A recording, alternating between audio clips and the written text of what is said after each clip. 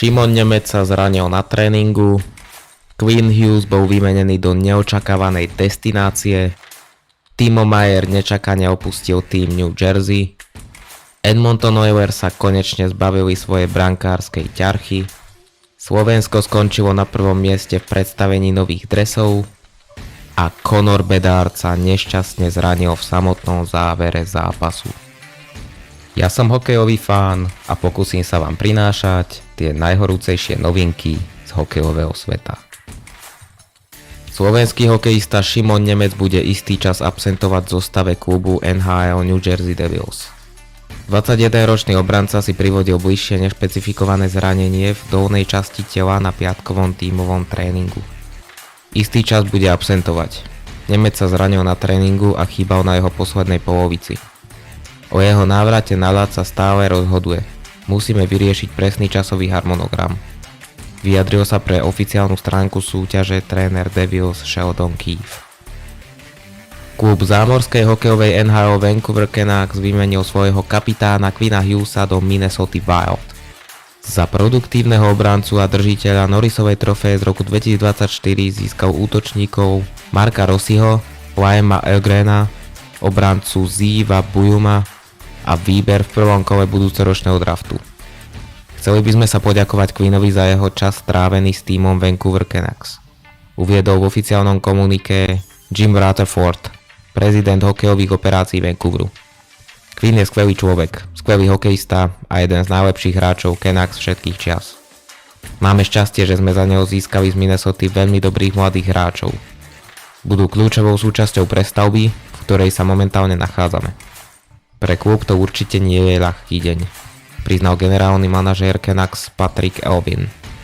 Quinn Hughes bol veľkou súčasťou organizácie, skvelým človekom a skvelým hokejistom a má na konte veľa rekordov. Je to ťažký deň, ale na druhej strane sme nadšení z príchodu mladých hráčov, ktorých sme získali a na ktorých budeme stavať. V zámorí sa dlhšie špekulovalo, že Quinn Hughes by mohol putovať do New Jersey k bratom Jackovi a Lukovi. Súčasťou tejto výmeny sa mohol stať aj slovenský obranca Šimon Nemec, no údajne ponuka jeho Devils nebola pre Vancouver atraktívnejšia ako tá z Minnesota. Švajčiarsky hokejista Timo Meier dočasne opustil tým New Jersey Devils.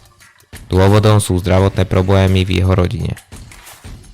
Edmonton vyriešil brankárskú krízu. Skinnera vymenil do Pittsburghu. Klub zámorskej hokejovej NHL Edmonton Oilers získal skúseného brankára Tristana Jarryho. Angažoval ho v piatok z Pittsburghu Penguins spoločne s útočníkom Samuelom Polinom výmenou za brankára Stuarta Skinnera, obrancu Bretta Kulaka a voľbu v druhom kole draftu v roku 2029. V separátnej výmene Oilers získali aj obrancu Spencera Stastnyho z Nashville Predators. Opačným smerom putoval výber v treťom kole draftu 2027.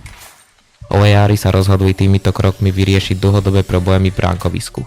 S dvojicou Stuart Skinner a Kelvin Pickard síce dvakrát za sebou postúpili do finále Stanleyho pohára, kde v oboch prípadoch nestačili na Floridu Panthers, ale obaja brankári mali v uplynulom období podpriemerné čísla.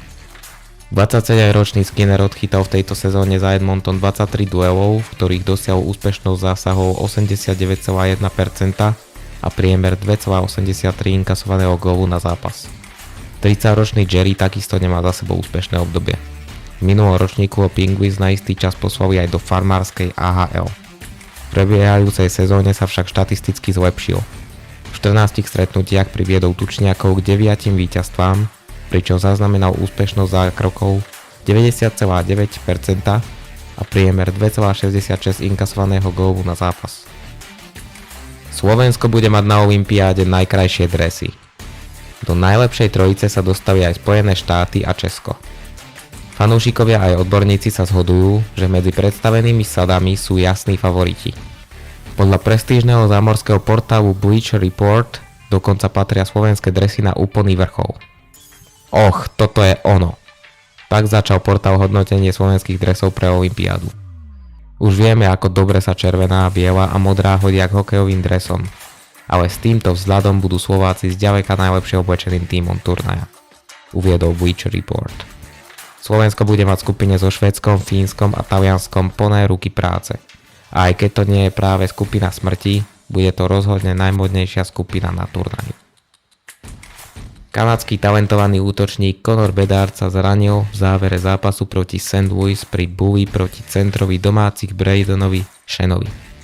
Ten necelú sekundu pred koncom narazil do Bedarda, ktorý spadol na ľad a pri odchode do kabín sa držal za pravé rameno. Coach hostí Jeff Blashill povedal, že Bedard v sobotu nenastúpi proti Detroitu a viac ukážu ďalšie vyšetrenia. Bola to zvláštna nehoda, vyhlásil tréner Chicaga. Touto informáciou sa dostávame na koniec tohto videa, ktoré pevne dúfam, že sa vám páčilo. Pokiaľ sa vám páčilo a máte záujem o podobné videá, budem vám veľmi vďačný za zanechanie vašej odozvy na tomto videu. Ako príklad môžem uviesť odoberanie môjho kanálu, ktoré vás nič nestojí a mňa bude motivovať k tvorbe ďalších podobných videí. Týmto sa s vami pre toto video lúčim a budem sa na vás tešiť zase na budúce.